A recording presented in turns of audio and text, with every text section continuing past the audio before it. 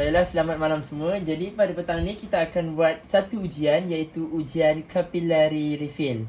Baiklah, ujian ni tidak memerlukan sebarang peralatan, di mana kita akan buat satu pergerakan yang sangat mudah lah.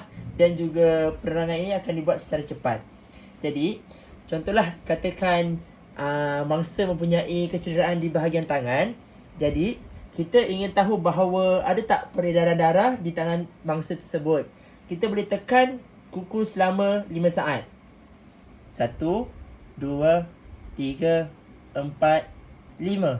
Okey, jadi kita akan lepaskan tekanan tersebut dan kita akan perhatikan berapa lama warna kuku akan kembali seperti biasa. Jadi kita nampak kat sini warna kuku dah kembali seperti biasa. Okey, jadinya jika warna kembali dalam masa 2 saat, maksudnya peredaran darah adalah normal.